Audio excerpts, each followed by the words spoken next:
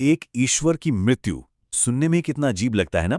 एक गहरा रहस्य, एक एक तरह का विरोधाभास। तो आज हम इसी कहानी की, इसी रहस्य की परतों को खोलने की कोशिश करेंगे। और इस पूरी कहानी का सार सिर्फ एक शब्द में छिपा है, तथास्तु। यानी ऐसा ही हो। मानो मानो ये एक ऐसी कहानी थी जिसे नियति ने बहुत पहले ही लिख दिया था और जिसे होकर ही रहना था। तो सवाल फिर से वहीं आकर खड़ा हो जाता है, क्या वाकई किसी ईश्वर की मृत्यु हो सकती है? यही वो विरोधाभास है जो भगवान कृष्ण के इस धरती से जाने की पूरी घटना को एक बहुत ही गहरा रहस्य बना देता है। तो चलिए इसी दिव्य विरोधाभास की गहराइयों में उतरते हैं। देखिए, ये कहानी सिर्फ महाभारत के महायुद्ध के बाद की नहीं है। नहीं, ये कहानी है एक पूरे के पूरे युग के अंत की, द्वापर युग के समाप्त होने की कहानी। और सबसे दिलचस्प बात क्या है, इस महान युग का अंत किसी और महायुद्ध से नहीं हुआ। इसका कारण कुछ बहुत ज्यादा व्यक्तिगत था, कुछ बहुत ही शक्तिशाली। दो श्राप। हाँ, बस दो श्रापों ने सब कुछ तय कर दिया था। तो आखिर क्या थे ये विनाश के बीज? कौन से थे वो दो श्राप? चलिए अब जरा उन दो भाग्यवादी श्रापों पर नजर डालते हैं जिन्होंने सिर्फ कृष्ण ही नहीं बल्कि उनके पूरे यदुवंश का भाग्य हमेशा हमेशा के लिए लिख दिया था। और यहां देखिए, ये दो श्राप दो अलग अलग दिशाओं से आए। एक तरफ थी एक मां की पीड़ा, गांधारी का श्राप, जो अपने 100 बेटों को खोने के बाद के क्रोध और दुख से निकला था। और दूसरी तरफ अपमानित ऋषियों का श्राप, जो यदुवंशी राजकुमारों के घमंड और मजाक का नतीजा था। मतलब एक तरफ दुख, दूसरी तरफ अहंकार। इन दोनों ने मिलकर एक ऐसा जाल बुना जिससे निकलना सचमुच नामुमकिन था। और ऋषियों के श्राप से क्या पैदा हुआ? एक मूसल। हाँ, एक साधारण सा लोहे का मूसल। जरा सोचिए, कितनी बड़ी विडंबना है ये कि एक रोजमर्रा में इस्तेमाल होने वाली चीज एक पूरे के पूरे राजवंश के विनाश का हथियार बनने वाली थी। तो अब भविष्यवाणी हो चुकी थी। चलिए देखते हैं कि वो पूरी कैसे हुई।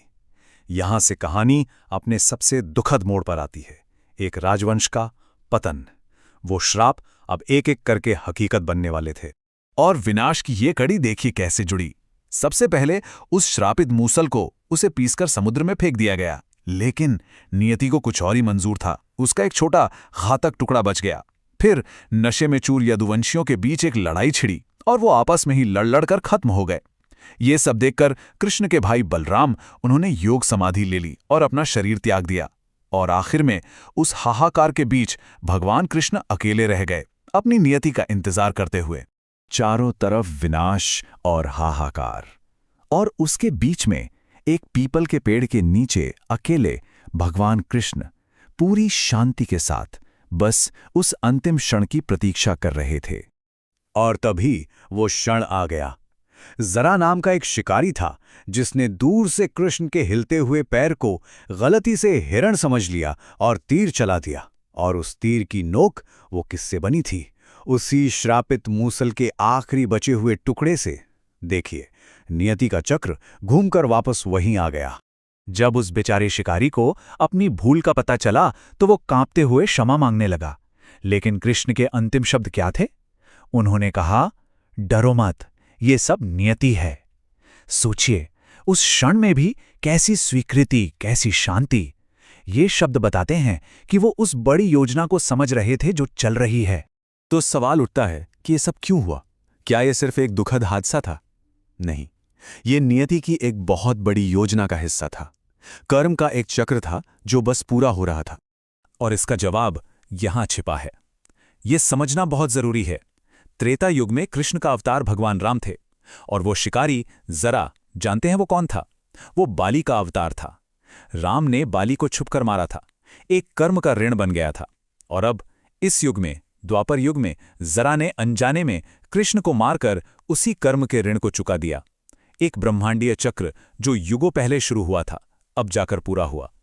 तो इस महान घटना के बाद क्या क्या हुआ? सबसे पहले द्वापर युग का अंत हो गया और कलयुग की शुरुआत हुई। अर्जुन ने भगवान कृष्ण का अंतिम संस्कार किया।